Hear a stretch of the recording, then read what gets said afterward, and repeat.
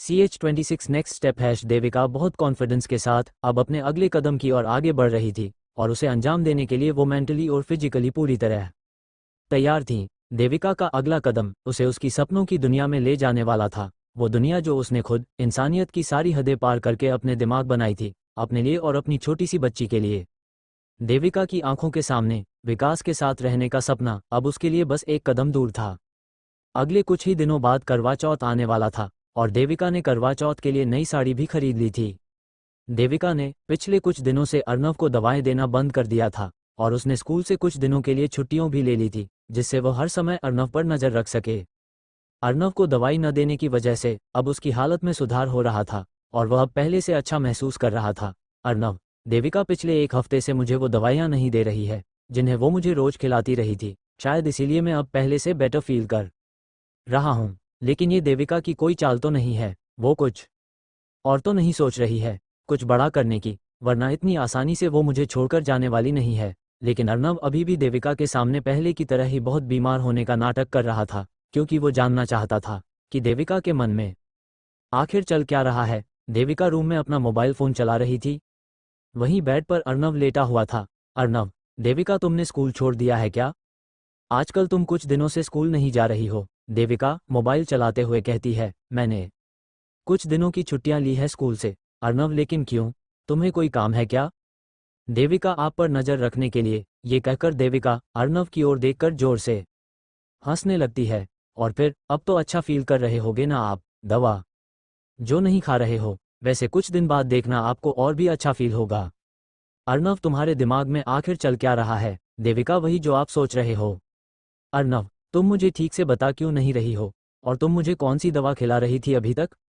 देविका, चौड़ा और सब कर ली, फिर तो बस आपको सुकून ही सुकून मिलेगा, चारों ओर शांति ही शांति होगी, और तब यहाँ मैं आपके साथ नहीं रहूंगी, आप अकेले सुकून से रहना। अर्नव, ऐसा मेरा नसीब कहाँ, जिस तरह से तुमने मेरी जिंदगी बर्बाद की है, उसे देखकर तो कभी कभी मुझे लगता है कि मरने के बाद भी मुझे सुकून नहीं मिलेगा। वैसे तुम कहाँ जा रही हो? देविका, आप ही तो चाहते थे ना कि मैं आपको छोड़कर चली जाऊं, तो बस आपका सपना पूरा करने में लगी हुई हूँ। बस फर्क सिर्फ इतना है कि आपको छोड़कर मैं नहीं जाऊंगी, बल्कि आप जाओगे। वैसे ये बता जो कि आपको शांति कब मिलेगी? अर्नव, जब तुम्हें और तुम्हारा साथ दे रहे विकास को अपनी करनी की सजा मिलेगी, मेरी जिंदगी बर्बाद करने की सजा। ये जो तकलीफें दी है ना तुमने मुझे, उसकी सजा, समझी तुम? देविका, फिर तो मुश्किल है, क्योंकि मेरे और विकास के अलावा ये सब सच तो सिर्फ आप ही जानते हो, और आप तो बहुत जल्द, हा हा हा। देविका अर्नव से आप तो बहुत जल्द कहकर रुक जाती है और जोर जोर से हंसने लगती है, और उसकी इस हंसी के पीछे बहुत सारे राज छुपे हुए थे जिन्हें अर्नव समझने की कोशिश कर रहा था। लेकिन अर्नव को देविका की इन बातों से साफ साफ समझ आ रहा था कि वो कुछ बड़ा करने वाली है, और अर्नव ये भी जानता था कि इन सबके पीछे देविका का दिमाग नहीं है। वो जो कुछ भी कर रही है और अभी तक करती आ रही थी, उसके पीछे विकास का दिमाग है, वो उसने खिलौने की तरह इस्तेमाल कर रहा है। अर्नव ये बात नहीं जानता था कि विकास की पत्नी श्वेता अब इस दुनिया में नहीं है, और उसकी मौत के पीछे विकास का ही हाथ था। अर्नव देविका की चाल समझने की कोशिश कर रहा था, लेकिन उसे ये अंदाजा नहीं था कि ये दोनों। देविका, फिर तो मुश्किल है, क्योंकि मेरे और विकास के अलावा ये सब सच तो सिर्फ आप ही जानते हो, और आप तो बहुत जल्द, हा। देविका अर्नव से आप तो बहुत जल्द कहकर रुक जाती है और जोर जोर से हंसने लगती है, और उसकी इस हंसी के पीछे बहुत सारे राज छुपे हुए थे जिन्हें अर्नव समझने की कोशिश कर रहा था। लेकिन अर्नव को देविका की इन बातों से साफ साफ समझ आ रहा था कि वो कुछ बड़ा करने वाली है, और अर्नव ये भी जानता था कि इन सबके पीछे देविका का दिमाग नहीं है। वो जो कुछ भी कर रही है और अभी तक करती आ रही थी, उसके पीछे विकास का दिमाग है, वो उसने खिलौने की तरह इस्तेमाल कर रहा है। अर्नव ये बात नहीं जानता था कि विकास की पत्नी श्वेता अब इस दुनिया में नहीं है, और उसकी मौत के पीछे विकास का ही हाथ था। अर्नव देविका की चाल समझने की कोशिश कर रहा था, लेकिन उसे ये अंदाजा नहीं था कि ये दोनों मिलकर श्वेता की तरह ही उसे भी मौत के घाट उतारने की सोच रहे हैं। 2 दिन बाद देविका इतने दिनों से स्कूल से छुट्टी लेकर अर्नव की हर हरकत पर नजर रखा रही थी, और वो सबको यही बता रही थी कि अर्नव के लिए उसका प्यार और उसकी मेहनत दोनों ही सफल हो गई। एक दिन देविका सारिका दीदी को फोन करती है। देविका, हेलो दीदी, आज आप घर आ जाए ना, आपको कुछ दिखाना है। सारिका, क्या हुआ देविका, आज बहुत खुश लग रही है? देविका हाँ दीदी, बात ही कुछ ऐसी है, इसीलिए तो आपको घर बुला रही हूँ। आप जल्दी फ्री होकर आ जाओ ना दीदी, प्लीज़ जीजा जी को भी ले आना। सारिका ठीक है देविका, मैं आती हूँ थोड़ी देर में। सारिका फ़ोन रख देती है और सोचती है कि आज देविका इतनी खुरा क्यों है। हाँ लेकिन अर्नव अब पहले से थोड़ा ठीक हो रहा है, शायद इसीलिए। वो भी सारिका के पति पीछे से निकल रहे होते हैं और सारिका को इस तरह बहुत ध्यान से कुछ सोचते हुए और हाथ में फ़ोन लेकर मुदबुदाते हुए देखते हैं।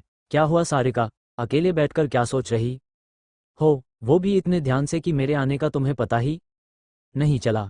सारिका, देविका का फ़ोन आया था, हम दोनों की घर पर बुला रही है। आज फ़ोन पर बहुत खुश लग रही थी देविका, बस इसलिए कुछ सोच रही थी मैं। सारिका के पति, ये तो बहुत अच्छी बात है, बहुत दिनों बाद उसे थोड़ी खुशी मिली है।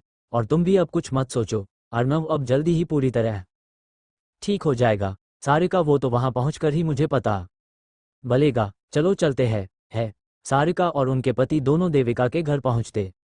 देविका, आइए दीदी, जीजा जी, मैं आप दोनों का ही इंतजार कर रही थी, क्योंकि मुझे आप दोनों को कुछ दिखाना था, इसलिए। देविका सारिका दीदी और जीजा जी को अर्नव के रूम में ले जाती है। देविका, अर्नव देखो ना कौन आया है। अर्नव कुछ काम कर रहा था। देविका की आवाज़ सुनकर वो पीछे पलटकर देखता है और सारिका दीदी जीजा जी को देखकर वो चौंक जाता है। अर्नव, अरे दीदी, जीजा जी आप। और फिर बेड से उठकर अर्नव अपनी दीदी के गले लग जाता है। ये देखकर सारिका और उसके पति भी खुश हो जाते हैं। सारिका, अर्नव आज मैं बहुत खुश हूँ, न जाने कितने दिनों बाद तुझे ऐसे अपने पैरों पर खड़ा होकर चलते हुए देख रही हूँ। जीजा जी, अर्नव ये तो सच में आज बहुत खुशी की बात है। अच्छा किया देविका जो तुमने हमें बुत्ता लिया। तारांकन, देविका मैं जानती थी जीजा जी कि आप लोग भी मेरी तरह इन्हें इस तरह देखकर बहुत खुश होगे। और फिर ये कहते कहते देविका सारिका दीदी और जीजा जी के सामने रोने लगती है। सारिका देविका को चुप कराते हुए उसे अपने गले लगा लेती है। सारिका, अब क्यों रो रही हो, अब तो ठीक हो गया। देविका, हाँ दीदी, ये तो बस खुशी के आंसू है। मेरे दिल में इनके लिए जो सच्चा प्यार था और अभी तक की मेरी सारी मेहनत भी सफल हो गई, बस इसलिए दीदी रोना आ गया।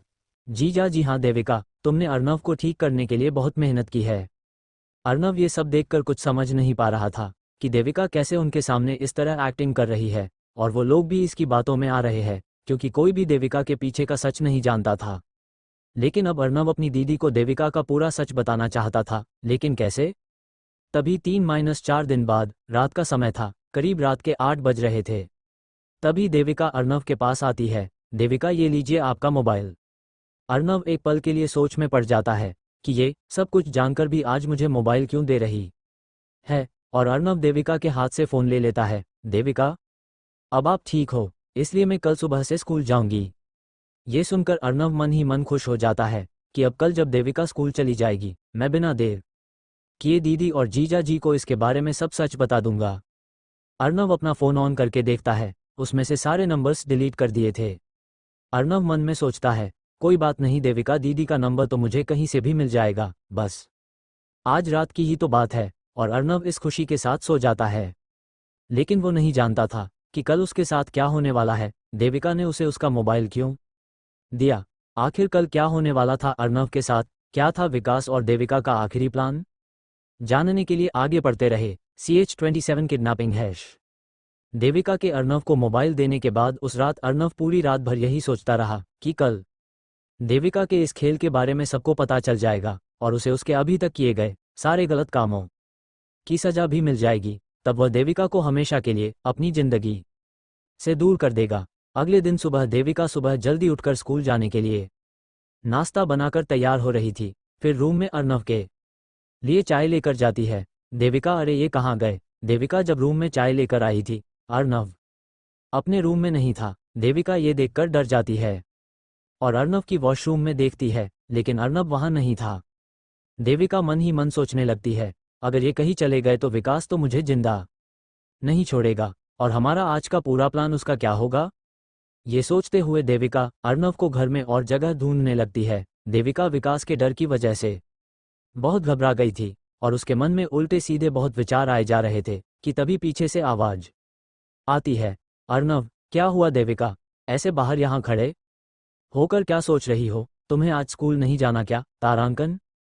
देविका अर्नव की आवाज़ सुनकर पीछे पलटकर देखती है और अपने पीछे अर्नय की खाड़ा देखकर उसकी जान में जान आ जाती है। देविका, कहाँ चले गए थे आप? मैं आपके लिए चाय लेकर आई थी, आप नहीं दिखे इसलिए आपको ही ढूंढ रही थी। अर्नव, तुम तो ऐसे कह रही हो जैसे तुम्हें मेरी बहुत फिक्र हो रही थी। देविका, हो तभी तो आपको ढूंढ रही थी। आज इतनी सुबह ऐसे तैयार होकर कहाँ गए थे आप? अर्नव, खुली हवा में सांस लेने। देविका, क्या? तो आप कहाँ थे? अर्नव, मैं छत पर गया था। आज न जाने कितने दिनों बाद मुझे थोड़ा सुकून मिला है, इसलिए आज कितने दिनों बाद मैंने खुली हवा में सांस ली है। देविका की अर्नव की ये बातें सुनकर ऐसा लगा कि अभी थोड़ी देर पहले जब मुझे अर्नव नहीं मिल रहे थे तब विकास के डर की वजह से मैं काम गई थी कि वो मुझे छोड़ेगा नहीं। मैं खुद मरने से डर रही थी और आज मैं खुद अर्नव को आखिरी बार देख रही हूँ और उसके साथ क्या होने वाला है ये जानते हुए भी मैं चुप हूँ। अर्नव, क्या हुआ? फिर कहीं खो गई तुम? चलो, स्कूल के लिए लेट हो रही हो, अब जाओ जल्दी। देविका, हाँ मैं बस जा रही हूँ। इतना कहकर देविका वहां से चली जाती है और खुशी को स्कूल के लिए तैयार करने लगती है। देविका के जाते ही अर्नव मन में सोचने लगता है, बस आज की बात और है देविका, फिर तो सब तुम्हारा ये राज जान ही जाएंगे, फिर तुम अपने रास्ते और मैं अपने। देविका खुशी को स्कूल के लिए तैयार तो कर रही थी, लेकिन थोड़ी देर बाद होने वाली अनहोनी को सोचकर आज पहली बार उसके मन में एक बेचैनी सी थी, जो आज से पहले अर्नव को लेकर उसे कभी नहीं हुई, क्योंकि देविका अच्छे से जानती थी कि अर्नय एक अच्छा इंसान है और आज उसके और विकास के स्वार्थ की वजह से उसके साथ बहुत कुछ होने वाला था। लेकिन फिर भी देविका चुप थी। देविका, जर्नव, अपना ध्यान रखना, मैं स्कूल जा रही हूँ।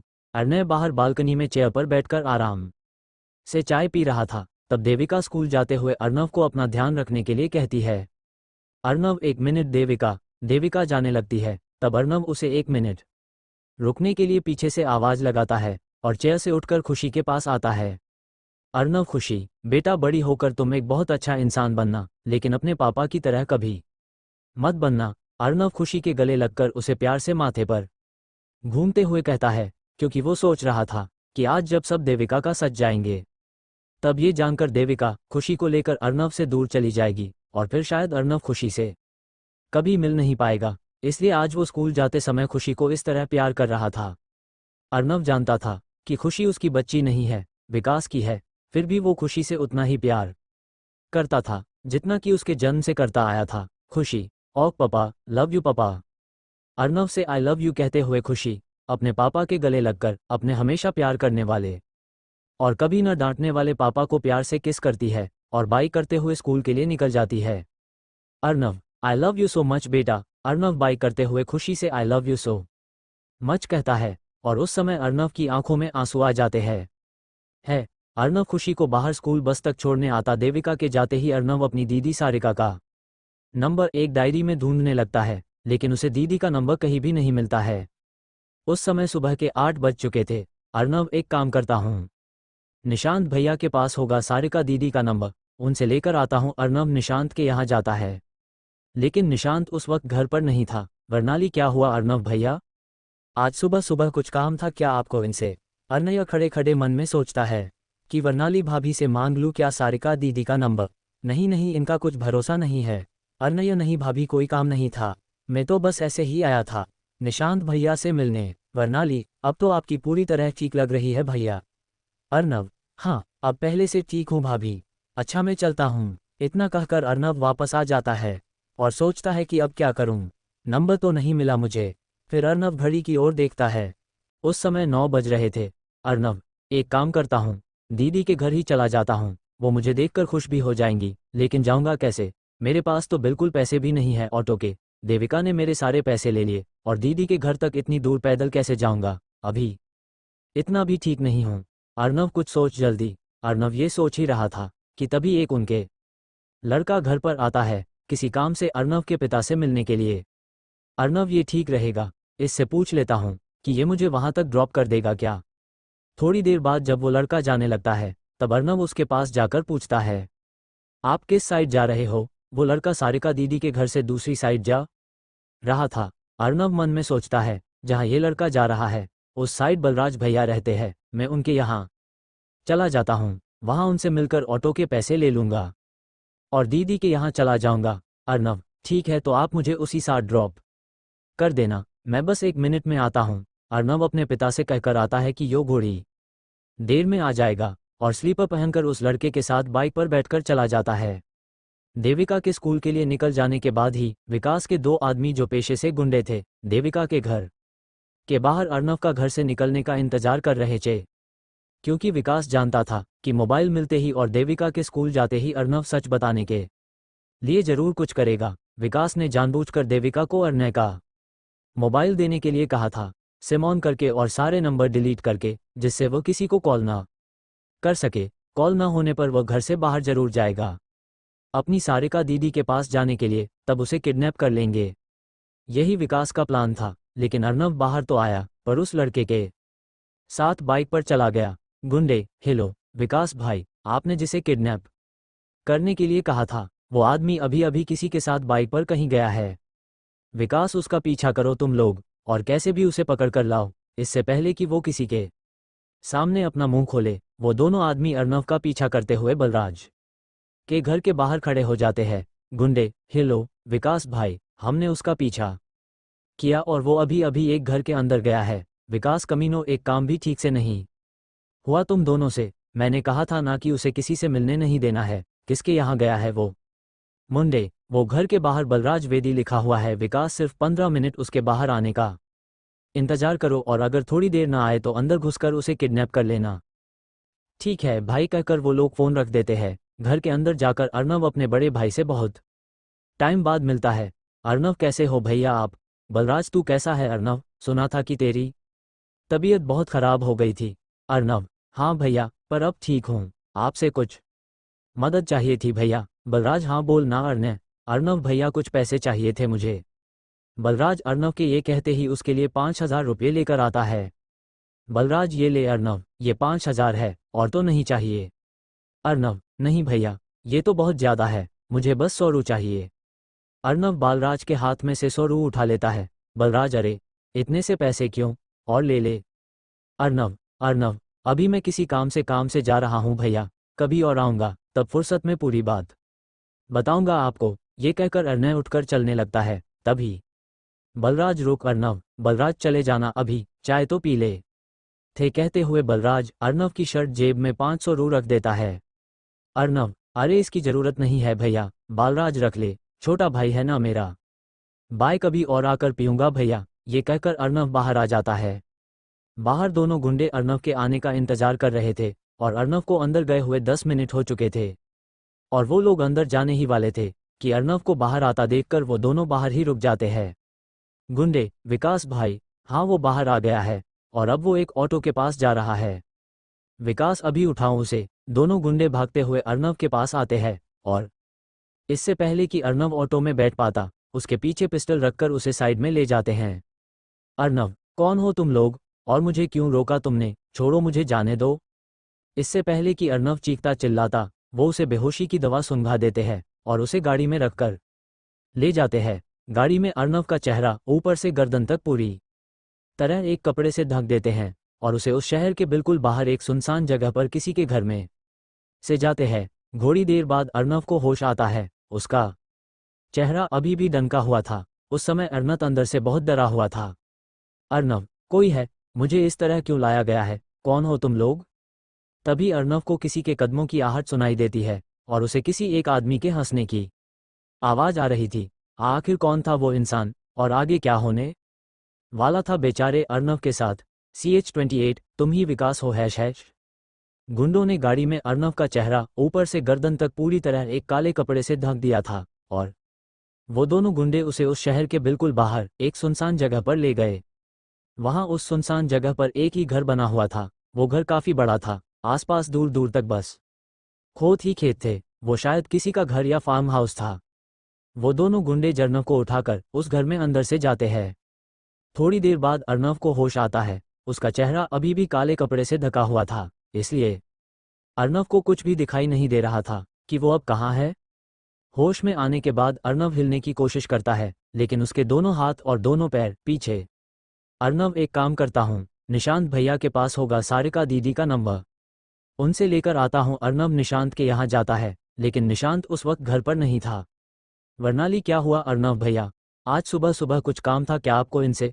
अर्नय खड़े खड़े मन में सोचता है कि वर्णाली भाभी से मांग लूँ क्या सारिका दीदी का नंबर। नहीं नहीं, इनका कुछ भरोसा नहीं है।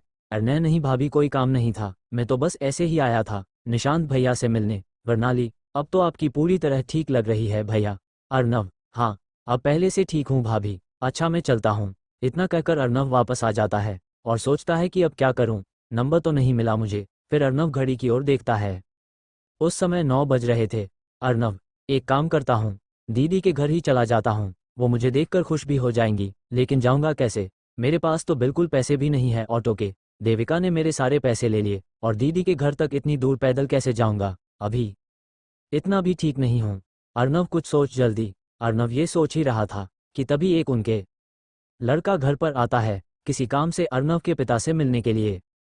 अर्नव, ये ठीक रहेगा, इससे पूछ लेता हूँ कि ये मुझे वहां तक ड्रॉप कर देगा क्या? थोड़ी देर बाद जब वो लड़का जाने लगता है तब अर्नव उसके पास जाकर पूछता है, आप किस साइड जा रहे हो? वो लड़का सारिका दीदी के घर से दूसरी साइड जा रहा था। अर्नव मन में सोचता है, जहाँ ये लड़का जा रहा है उस साइड बलराज भैया रहते हैं, मैं उनके यहाँ चला जाता हूँ, वहाँ उनसे मिलकर ऑटो के पैसे ले लूँगा और दीदी के यहाँ चला जाऊँगा। अर्नव, ठीक है तो आप मुझे उसी साथ ड्रॉप कर देना, मैं बस 1 मिनट में आता हूँ। अर्नव अपने पिता से कहकर आता है कि यो घोड़ी देर में आ जाएगा और स्लीपर पहनकर उस लड़के के साथ बाइक पर बैठकर चला जाता है। देविका के स्कूल के लिए निकल जाने के बाद ही विकास के 2 आदमी जो पेशे से गुंडे थे देविका के घर के बाहर अर्नव का घर से निकलने का इंतजार कर रहे थे, क्योंकि विकास जानता था कि मोबाइल मिलते ही और देविका के स्कूल जाते ही अर्नव सच बताने के लिए जरूर कुछ करेगा। विकास ने जानबूझकर देविका को अर्नव का मोबाइल देने के लिए कहा था, सिम ऑन करके और सारे नंबर डिलीट करके, जिससे वो किसी को कॉल ना कर सके। कॉल ना होने पर वह घर से बाहर जरूर जाएगा अपनी सारिका दीदी के पास जाने के लिए, तब उसे किडनैप कर लेंगे। यही विकास का प्लान था, लेकिन अर्नव बाहर तो आया पर उस लड़के के साथ बाइक पर चला गया। गुंडे, हेलो विकास भाई, आपने जिसे किडनैप करने के लिए कहा था वो आदमी अभी अभी किसी के साथ बाइक पर कहीं गया है।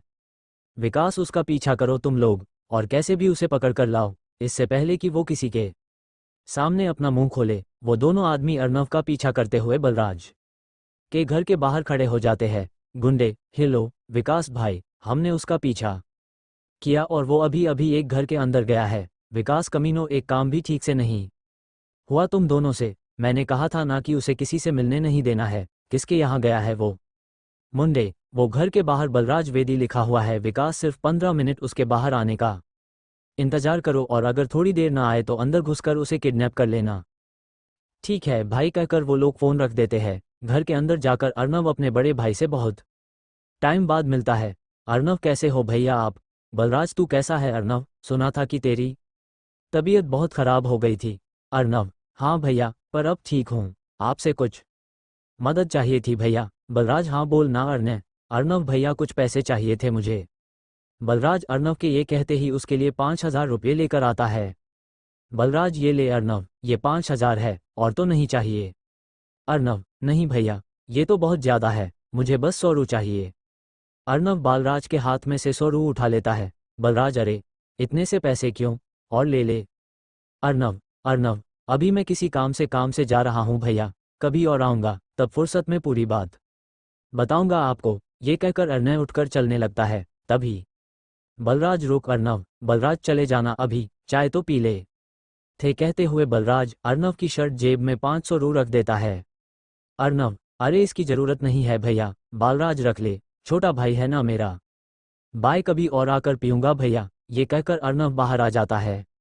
बाहर दोनों गुंडे अर्नव के आने का इंतजार कर रहे थे और अर्नव को अंदर गए हुए 10 मिनट हो चुके थे और वो लोग अंदर जाने ही वाले थे कि अर्नव को बाहर आता देखकर वो दोनों बाहर ही रुक जाते हैं।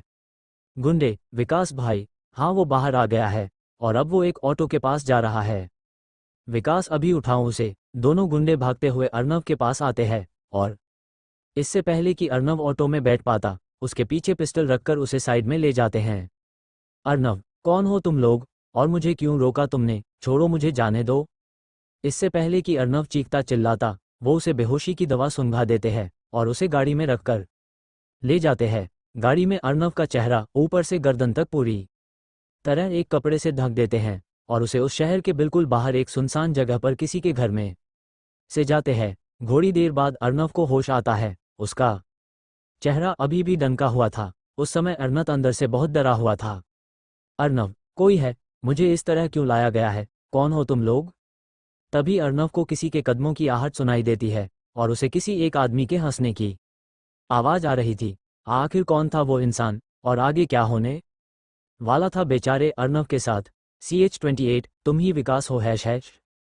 गुंडों ने गाड़ी में अर्नव का चेहरा ऊपर से गर्दन तक पूरी तरह एक काले कपड़े से ढक दिया था और वो दोनों गुंडे उसे उस शहर के बिल्कुल बाहर एक सुनसान जगह पर ले गए।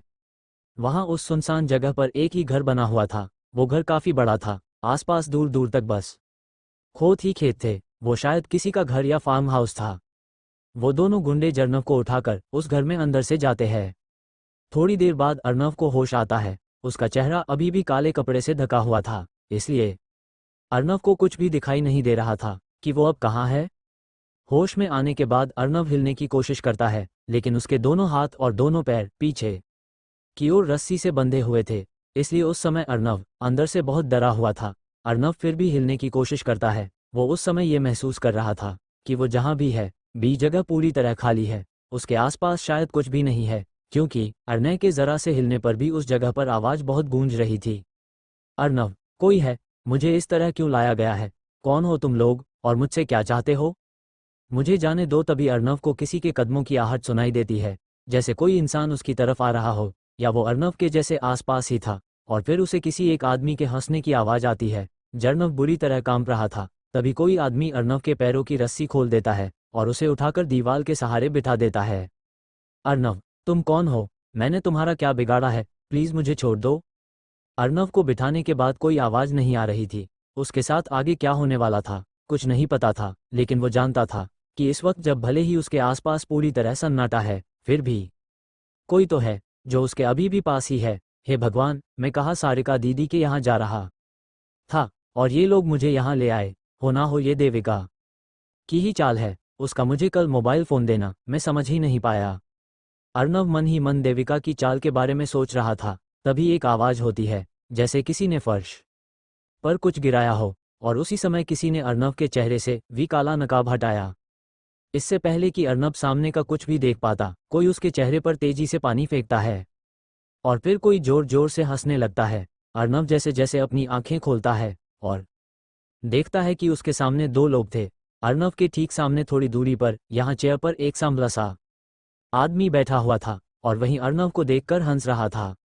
वहीं दूसरा आदमी भी उसके पास हाथ में एक पानी की बाल्टी लेकर खड़ा हुआ था। अर्नव ने आज से पहले उन दोनों आदमियों को कभी नहीं देखा था। फिर उसने अपने आसपास देखने की कोशिश की।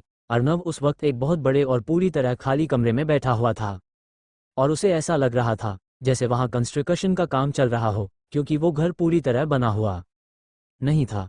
तभी चेयर पर बैठा आदमी अर्नव से कहता है, अच्छे से देख लो अपने चारों ओर, यहाँ दूर दूर तक तुम्हें बचाने वाला कोई नहीं है। और फिर वो दोनों ही जोर जोर से हंसने लगते हैं।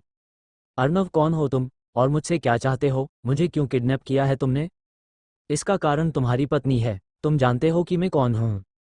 और फिर ये कहते हुए चेयर पर बैठा आदमी खड़ा होकर अपने पेंट की जेब में दोनों हाथ डालकर धीरे धीरे अर्नव की ओर बढ़ते हुए उसके पास आता है और थोड़ा नीचे झुककर बैठते हुए अर्नव की आंखों में आंखें डालकर कहता है, मैं वही हूँ जिसके साथ रहने के लिए तुम्हारी पत्नी बहुत बेताब है। अर्नव, विकास, क्या तुम ही विकास हो?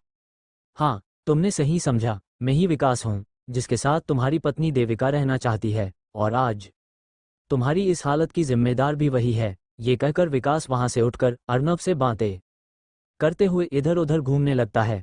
अर्नव, लेकिन मैंने तो उसे कब का कह दिया था कि वो अगर तुमसे प्यार करती है और तुम्हारे साथ रहना चाहती है, जो मेरी तरफ से आज़ाद है, वो जा सकती है। फिर वो खुद ही नहीं आई।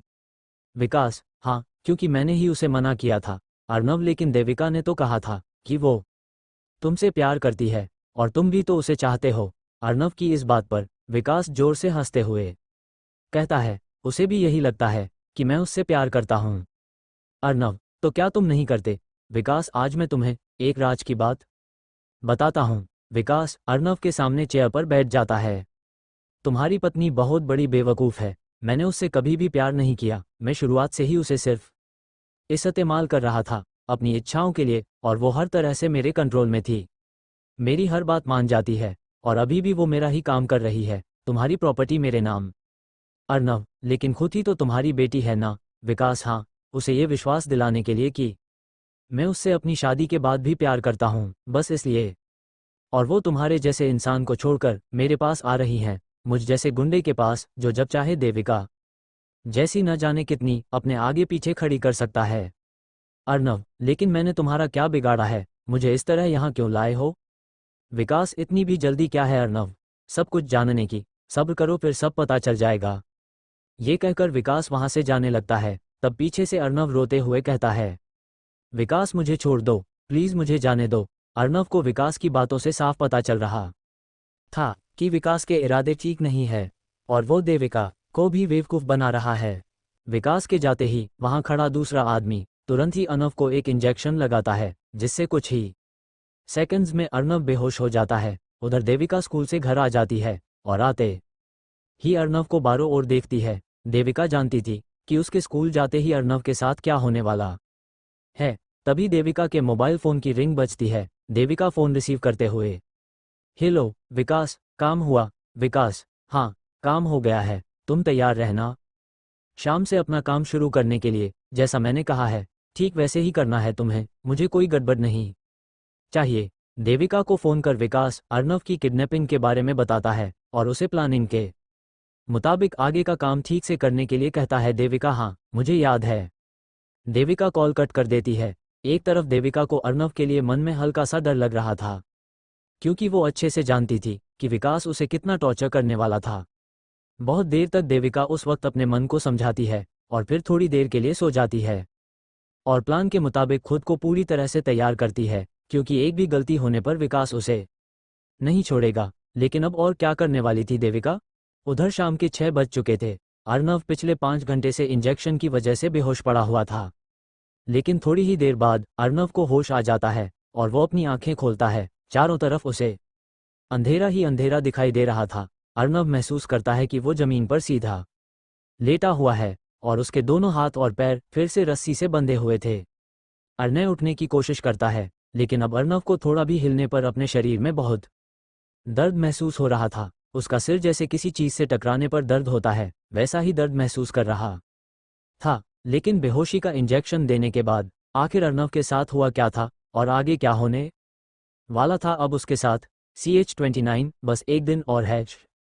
देविका शाम होते ही अपनी प्लानिंग के अनुसार घर के सभी मेंबर्स को फोन करना शुरू करती है, जैसे अर्नव के सबसे बड़े भाई बलराज को, सारिका दीदी को और अर्नव के पिता से पूछना, और सभी को इस तरह दिखाने की कोशिश करती है कि उसे अर्नव की बहुत फिक्र हो रही है। देविका, सारिका दीदी और उनके बेटे को बुलाकर अर्नव को पूरे शहर में ढूंढने का नाटक करती है, जैसा कि उसने अपने बयान में पुलिस को बताया था। उधर शाम के 7 बज चुके थे और जर्नव पिछले 5 घंटे से विकास के अलावा वहां मौजूद उस एक और आदमी के इंजेक्शन लगाने की वजह से बेहोश पड़ा हुआ था। लेकिन थोड़ी ही देर बाद अर्नव को होश आने लगता है और वो धीरे धीरे अपनी आंखें खोलता है। चारों तरफ उसे अंधेरा ही अंधेरा दिखाई दे रहा था। बस एक खिड़की में से बाहर से सूरज ढलने की हल्की सी रोशनी आ रही थी। अर्नव को अपना सिर काफी भारी लग रहा था। अर्नव महसूस करता है कि वो जमीन पर सीधा लेटा हुआ है और उसके दोनों हाथ और पैर फिर से रस्सी से बंधे हुए थे। अर्नव धीरे धीरे उठने की कोशिश करता है, लेकिन अर्नव को थोड़ा भी हिलने पर अपने शरीर में बहुत दर्द महसूस हो रहा था। उसका सिर जैसे किसी चीज से टकराने पर दर्द होता है, वैसा ही दर्द महसूस कर रहा था। अर्नव अंधेरे में बहुत मुश्किल से जैसे जैसे उस रूम की दीवार से टिकने की कोशिश करता है जहां अर्नव को बांध कर रखा गया था। तभी खिसकते हुए अर्नव का पैर किसी चीज से टकराता है और उस सामान के गिरने की आवाज आती है। वहीं पास में लोहे के सरिया रखा होने की वजह से जब वो सामान गिरता है तो उन लोहे के सरियों की आवाज आ रही थी। फिर अर्नव अपने पैर से टकराए उस सामान को महसूस करने की कोशिश कर रहा था। तभी वहां किसी के जूतों की आवाज आती है, जैसे कोई सीढ़ियों से चढ़कर ऊपर की तरफ जा रहा हो।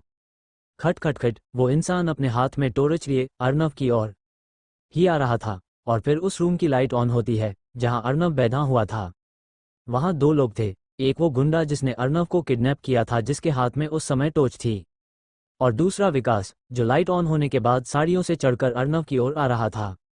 लाइट ऑन होने के बाद अर्नव ने रूम में देखा, उसके पैर से टकराकर जिस चीज के गिरने की आवाज आई थी वो एक चेयर थी। और उसके पास 2 लोहे के सरिया रखे हुए थे और एक पानी की बोतल और गिलास। अर्नब अपने शरीर में हो रहे दर्द की वजह से खुद को देखता है। उसका पूरा शरीर, उसके पैर पूरी तरह जख्मी हो रहे थे, उसके पैरों में जगह जगह से खून आवाज आ रही थी। फिर अर्नब अपने पैर से टकराए उस सामान को महसूस करने की कोशिश कर रहा था। तभी वहां किसी के जूतों की आवाज आती है, जैसे कोई सीढ़ियों से चढ़कर ऊपर की तरफ जा रहा हो। खट खर वो इंसान अपने हाथ में टॉर्च लिए अर्नब की ओर ही आ रहा था। और फिर उस रूम की लाइट ऑन होती है जहां अर्नब बैठा हुआ था। वहां 2 लोग थे, एक वो गुंडा जिसने अर्नब को किडनैप किया था, जिसके हाथ में उस समय टॉर्च थी, और दूसरा विकास जी। लाइट ऑन होने के बाद साड़ियों से चढ़कर अर्नब की ओर आ रहा था। लाइट ऑन होने के बाद अर्नब ने रूम में देखा। उसके पैर से टकराकर जिस चीज के गिरने की आवाज आई थी वो एक चेयर थी, और उसके पास 2 लोहे के सरिया रखे हुए थे और एक पानी की बोतल और गिलास। अर्नब अपने शरीर में हो रहे दर्द की वजह से खुद को देखता है। उसका पूरा शरीर, उसके पैर पूरी तरह जख्मी हो रहे थे, उसके पैरों में जगह जगह से खून निकल रहा था, जैसे किसी ने उसे बहुत बेरहमी से पीटा हो। उस समय जब विकास और वो किडनैपर अर्नब की ओर आ रहे थे, वो बहुत डरा हुआ था। रात हो गई थी, चारों ओर बस एक सन्नाटा सा फैला हुआ था। विकास दूर से ही हंसते हुए अर्नब के पास आता है और चेयर को उठाकर बैठ जाता है। विकास, कैसे हो अर्नब जी, कैसी रही आपकी खातिरदारी? बेचारा अर्नब। और विकास जोर जोर से अर्नब की इस हालत को देखकर हंसने लगता है। तभी विकास के मोबाइल की रिंग बजती है और विकास अपने फोन पर शो हो रहे नंबर को अर्नब को दिखाते हुए कहता है, विकास, तुम्हारी पत्नी को मेरे बिना चैन नहीं मिलता। देखो, फोन आ रहा है उसका अपने पति की खबर लेने के लिए। विकास देविका का कॉल रिसीव करता है और अर्नब को देविका की कई बातें सुनाने के लिए अपने फोन को स्पीकर पर रखता है। विकास, हेलो देविका, कैसी हो? देविका, मैं ठीक हूँ विकास। और अर्नब, वो कैसा है विकास?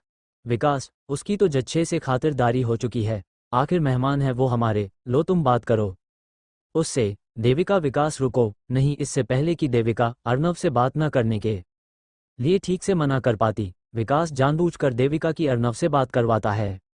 अर्नब, तुमने मेरे साथ ऐसा क्यों किया देविका? ये लोग मुझे यहाँ क्यों लाए हैं? तुम सब जानती थी, तुम्हें थोड़ी भी शर्म नहीं आई? मैं तुम्हें कभी माफ नहीं करूंगा देविका, इसकी सजा तुम सबको मिलेगी। देखना, तुम एक निर्दोष व्यक्ति को इस तरह परेशान करने पर तुम सब जेल जोगे। अर्नब अपनी आंखों में आंसू भरते हुए देविका से कहता है।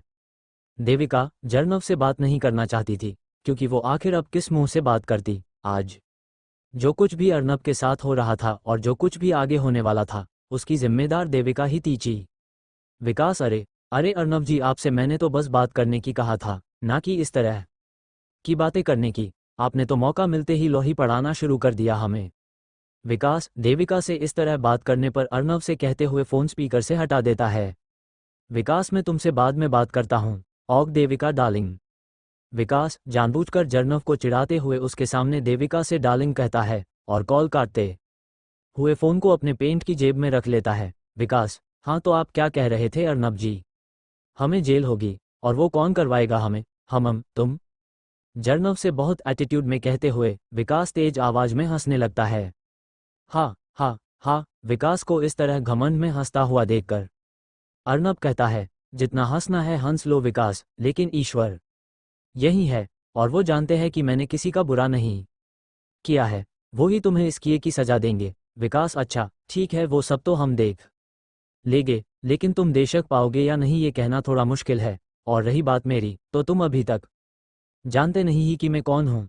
अर्नब, तुम कोई भी हो विकास, गुंडा या कोई छटा हुआ बदमाश, मुझे इससे कोई मतलब नहीं, लेकिन तुमने जो मेरी हालत की है उससे तो तुम एक शैतान और एक पापी ही लगते हो। अर्नब की ये बातें सुनकर विकास को गुस्सा आ जाता है, लेकिन अभी वो अपने गुस्से को कंट्रोल करके अर्नब से कहता है, विकास, लगता है अभी अच्छे से खातिरदारी नहीं हुई तुम्हारी। मोंटी, इस बार और अच्छा डोज देना, और वो भी होश में। अर्नब को बेहोशी का इंजेक्शन देने के बाद उन लोहे के साड़ियों से बुरी तरह पीटा गया था, इसलिए उसके पैरों से खून निकल रहा था, उसके पूरे शरीर पर चोटें थी। विकास की ये बात सुनकर अर्नब, तुम मुझे क्या मारोगे? तुम तो खुद मरे हुए हो, तभी तो ऐसा काम कर रहे हो। विकास, अरे अर्नब जी, आप तो नाराज हो गए, छोड़िए न ये सब, बस एक दिन और बचा है आप पर, उसे तो अच्छे से जी लीजिए। फिर विकास ऊपर आसमान की ओर देखकर कहता है, फिर तो आप हमेशा के लिए ओम शांति शांति। अर्नब विकास की ये बात सुनकर कुछ देर के लिए शांत हो जाता है और मन ही मन सोचने लगता है कि विकास ने अभी उससे ये कहा कि उसके पास बस एक ही दिन और है, उसके बाद में हमेशा के लिए। और फिर विकास ने ऊपर की ओर क्यों देखा? क्या एक दिन बाद ये लोग मुझे मारने वाले हैं? ये सोच सोचकर अर्णव का गला सूखने लगता है। हे ईश्वर, मैं क्या करूं अब? ये लोग तो कल मुझे मारने वाले हैं, मुझे कैसे भी करके यहाँ से भागना होगा, बस वो भी आज ही। विकास, शायद तुम्हें डर लग रहा है ना अर्णव?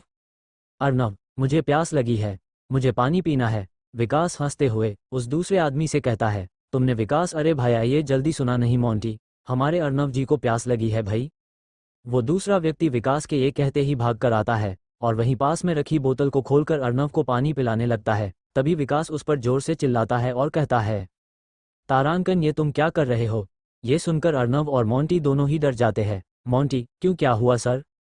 विकास, अरे मोंटी भाई, अर्णव जी को बोतल पकड़ने के लिए दे दो और पहले उनके हाथ तो खोल दो, फिर तरीके से गिलास में पानी दो, आखिर गेस्ट है वो हमारे। अर्णव को विकास की बातों से कुछ गड़बड़ तो लग रही थी, लेकिन उसका गला इतना सूख रहा था कि वो अभी बस पानी पीना चाहता था और बिना कुछ सोचे बोतल पकड़ लेता है। मोंटी अर्णव के हाथ खोलता है और फिर उसके हाथ से बोतल लेकर उसे एक गिलास में पानी देता है। अर्णव गिलास से पानी पीते हुए आसपास चारों ओर देखता है, उस जगह का हर एक कोना देखने की कोशिश करता है जिससे मौका मिलने पर वो वहां से भाग सके। लेकिन विकास ने अर्णव को पानी पिलाने के बहाने उसके फिंगरप्रिंट्स बोतल और गिलास पर ले लिए थे, जो बाद में पुलिस कोर्ट मिले थे।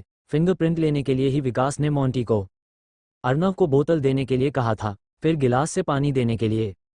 विकास, अच्छा अर्णव जी, तो अब हम चलते हैं, आप आराम कीजिए, थोड़ी देर बाद आपकी फिर खातिरदारी की जाएगी। मोंटी, इस बार और अच्छे से करना, कोई कमी ना रहे, वरना अर्णव जी को हमसे शिकायत रह जाएगी। विकास मोंटी को ये कहकर कुछ इशारा करके चला जाता है। अब क्या होगा आगे अर्णव के साथ? क्या वो वहीं से भाग पाएगा? CH-30, प्लीज मुझे जाने दो। विकास चेवर से उठकर जाने के लिए खड़ा हो जाता है और अपने अंदर अर्णव की घोड़ी देर पहले उसके लिए कहीं गई बात के लिए उससे गुस्सा होकर बदला लेने के नजरिए से देखता है। लेकिन फिर भी विकास ऊपर से झूठी मुस्कान दिखाते हुए अर्णव से मुस्कुराते हुए अपनी भौहें ऊपर चढ़ाते हुए कहता है, अच्छा अर्णव जी, तो अब हम चलते हैं, आप आराम कीजिए, थोड़ी देर बाद आपकी फिर खातिरदारी की जाएगी। मोंटी, इस बार और अच्छे से करना खातिरदारी, इनकी कोई भी कमी न रह जाए, वरना अर्णव जी को हमसे शिकायत रह जाएगी। विकास मोंटी को कुछ कहते हुए हाथ से अर्णव की ओर इशारा करता है और उसे अपना काम पूरा करने की कहकर वहां से जाने लगता है। तभी विकास को जाता हुआ देखकर अर्णव पीछे से जोर से आवाज लगाता है, प्लीज मुझे जाने दो विकास, मुझे छोड़ दो। विकास अर्णव की आवाज सुनकर पीछे पलटकर देखता है और मुस्कुराता है और बाहर जाने के लिए चलते हुए अर्णव से कहता है, जरूर जाने देंगे हम तुम्हें अर्णव, हमेशा के लिए चले जाना तुम सब कुछ छोड़कर। विकास की इस तरह की सारी बातों से अर्णव समझ तो गया था कि ये लोग उसे जिंदा नहीं छोड़ने वाले हैं और उसके पास ज्यादा समय भी नहीं है। लेकिन अर्णव अंदर से बहुत डर गया था क्योंकि वहां आसपास किसी भी तरह की चहल पहल की आवाज नहीं आ रही थी। उसे शहर से बाहर किसी सुनसान जगह पर लाया गया था और अब अर्णव कैसे भी करके बस वहां से भागना चाहता था। इसके लिए वो एक मौके का इंतजार कर रहा था।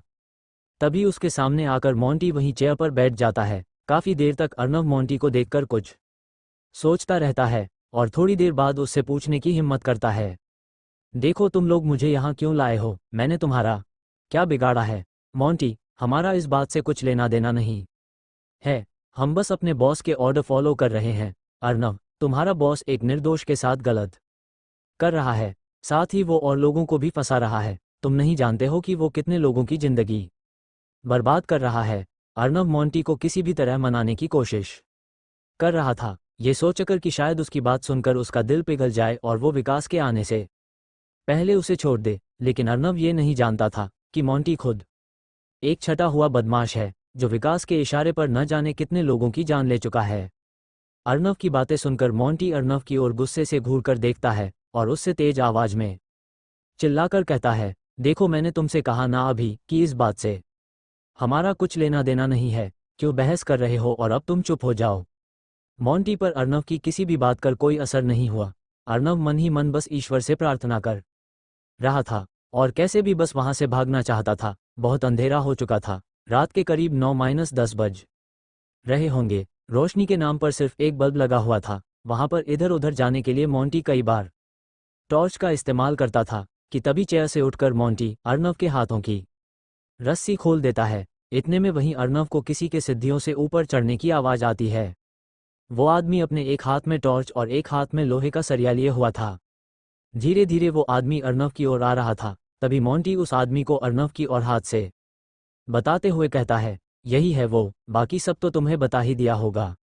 ये कहकर मोंटी वहां से चला जाता है। मोंटी के वहां से जाते ही वो आदमी अर्नव को बहुत ही बेरहमी से पीटने लगता है। अर्नव, तुम क्यों मार रहे हो मुझे? मुझे छोड़ दो, मुझे जाने दो। लेकिन वो अर्नव को बुरी तरह पीटता रहता है। कुछ ही देर में अर्नव खून से लथपथ हो जाता है। तभी उस आदमी के मोबाइल पर किसी का कॉल आता है और वो अर्नव को मारना बंद कर लोहे के सरिये को छोड़कर फोन पर बात करते हुए चला जाता है।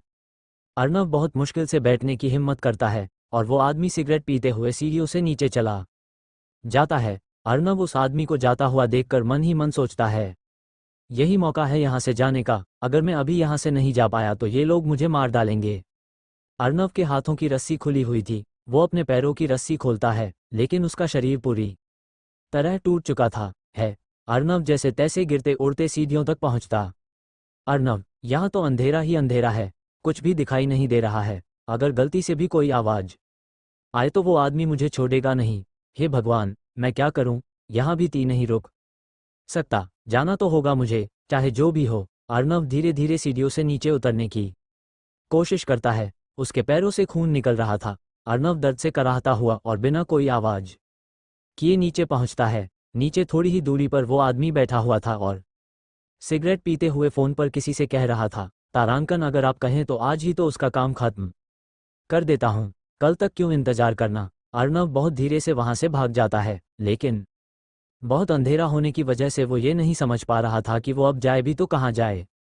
अर्नव, यहाँ तो चारों ओर जंगल ही जंगल है, दूर दूर तक रोड पर भी कोई गाड़ी नहीं निकल रही है। मुझे जल्दी ही किसी सेफ जगह पर जाना होगा, नहीं तो इन लोगों को जैसे ही पता चलेगा मुझे ढूंढ निकालेंगे।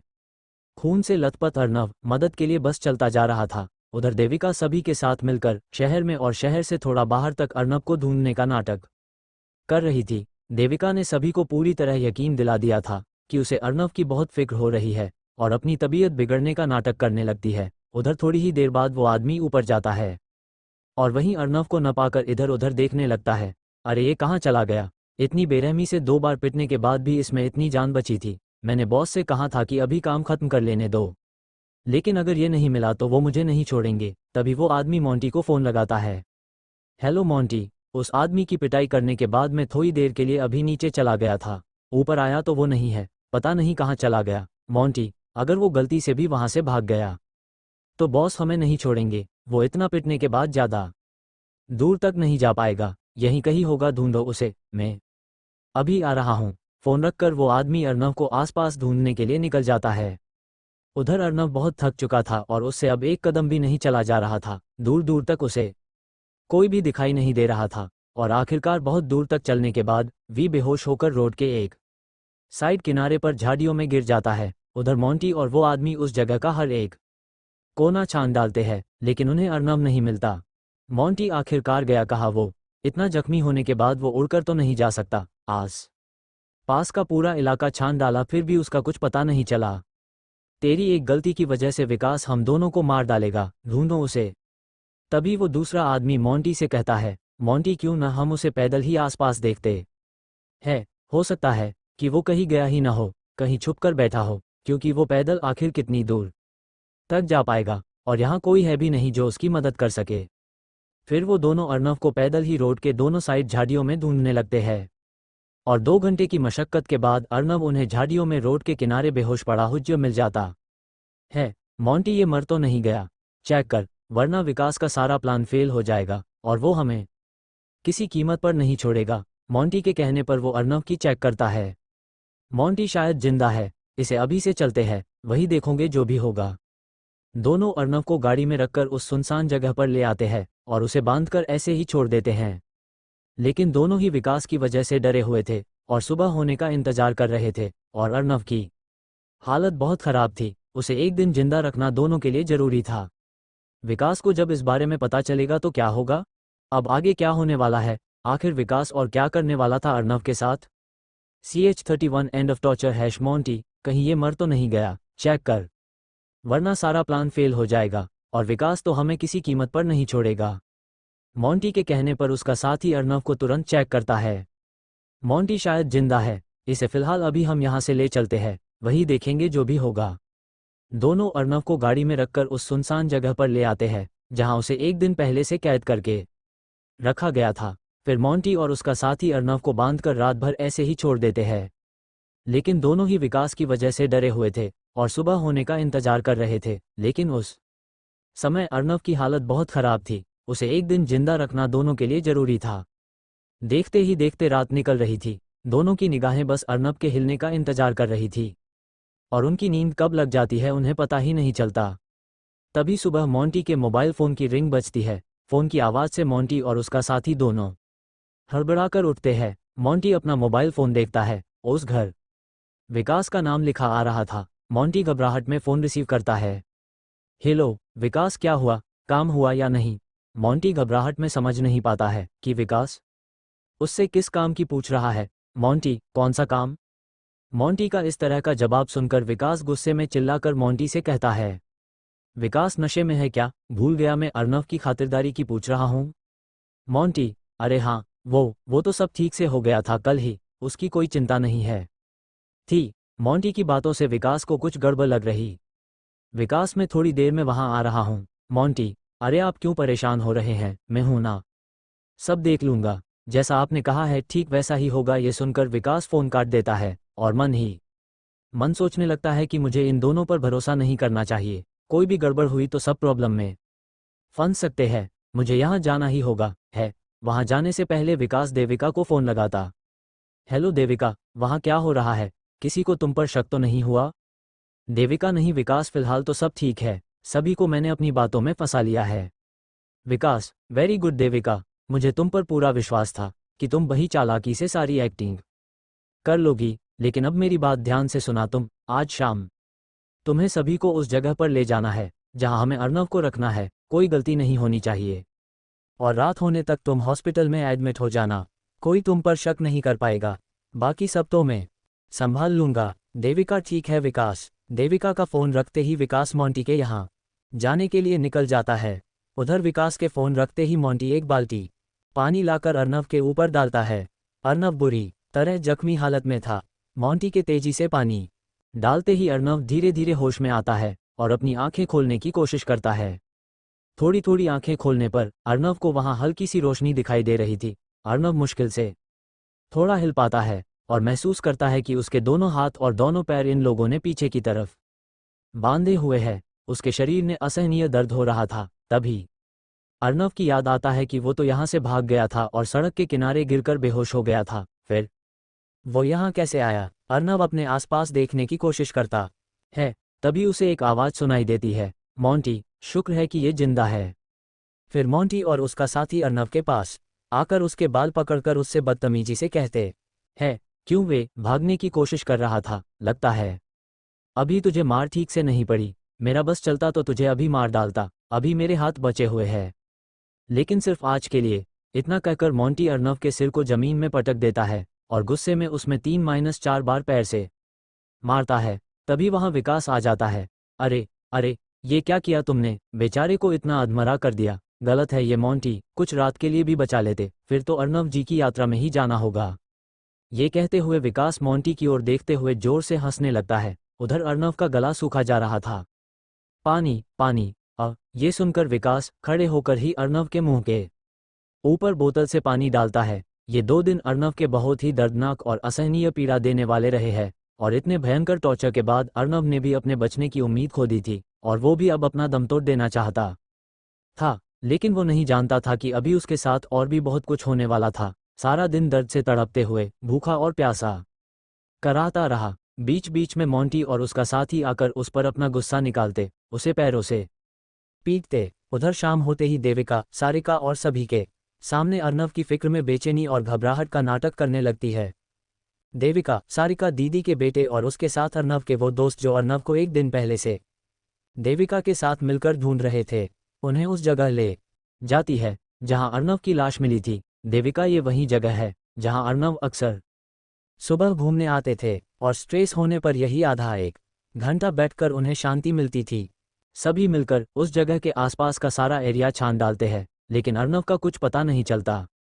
ये देविका और विकास का प्लान था, क्योंकि वो जगह शहर के ठीक बाहर थी, जहां डेली बहुत सारे लोग मॉर्निंग वॉक और इवनिंग वॉक के लिए जाया करते थे। वो जगह बहुत हरी भरी और बहुत शांत थी, इसलिए अर्नव भी कई सालों से अक्सर वहां वॉक के लिए जाया करता था। ये बात देविका बहुत अच्छे से जानती थी, इसलिए विकास ने भी लाश को रखने के लिए वही जगह चुनी।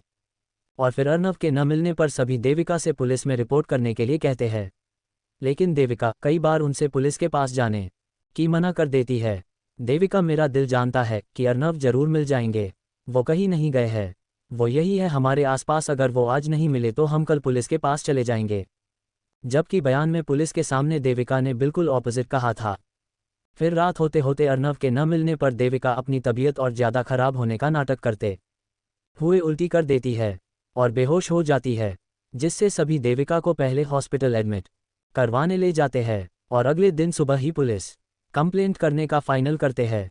उधर विकास, मोंटी और उसका साथी मिलकर अर्नव को टॉर्चर कर रहे थे। अर्नव को थोड़ी देर में इलेक्ट्रिक शॉक दे रहे थे।